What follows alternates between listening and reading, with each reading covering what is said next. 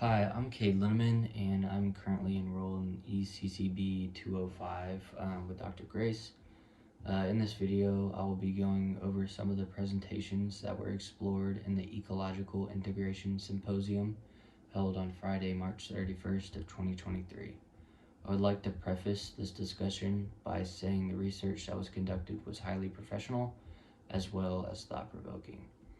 The researchers were very knowledgeable about their topics and had obviously done extensive amounts of research to find significant results.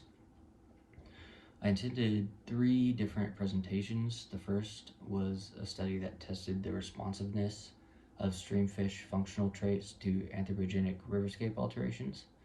I thought that this was a very relevant topic. We had touched on this topic in the earlier portion of this class with Dr. Fagan regarding the effects of the Anthropocene in relation to fish communities. The research was conducted by Noah S. Santee, Kevin W. Conway, Weston H. Nowlin, David L. Smith, and Joshua S. Perkin. This team consisted of both graduate students as well as a professor at the Texas A&M University. These researchers tested the functional traits by seeing what the fish in these streams were most reactive to. The original question was to see what were the factors that altered these fish the most in their habitat. They discovered that the main factors were the run of the main channel, periodic and strategic life history strategies, presence of herbivory, and gravel on the bottom of the stream bed. They tested their hypothesis by observing 3 different river systems, the Sabine, the Republican, and the Trinity River. They found that there were consistent directions to patterns, but the threshold and strategist richness were system dependent. The second was a team of researchers from the University of Texas at Austin. These members consisted of Christopher R. Peterson, a graduate student, and Dr. Mikhail Matz, who were very informative.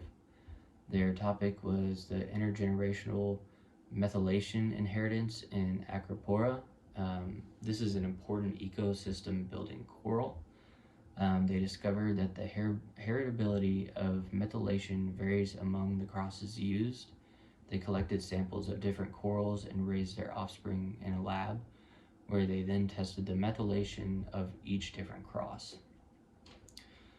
They also discovered that there was no difference in gene body versus intergenic heritability. This is heavily related to the heritability lectures that Dr. Grace has given us in class. Although we are learning about these concepts at a more beginner level, I was able to understand some of the basic principles that were presented in the lecture. Lastly was a presentation describing the trait-environment relationships and how they can explain ecological and evolutionary dynamics.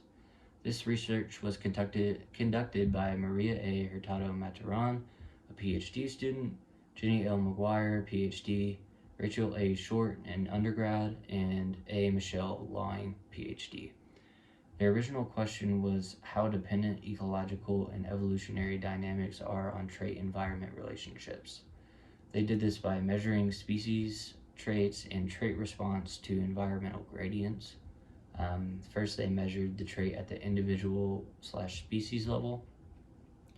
Second, they measured a summary of the trait at the community level. Third, they found environmental variables associated with each community. And lastly, they built the model. They discovered that ecological and evolutionary processes that drive trait-environmental relationships are complex and require an integrative approach for better understanding.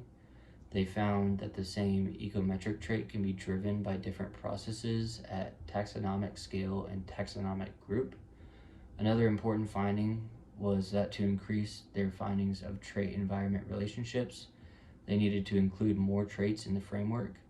And lastly, they found that studies of ecological interactions can improve by limiting groups by functional guilds instead of taxonomic identity. This is heavily related to the material we are learning in Dr. Grace's lectures currently. I think that it was very interesting. how they approach such a broad topic and then use specific examples to demonstrate the data. It made it very informative and really easy for me and all my peers to understand. So thanks for watching.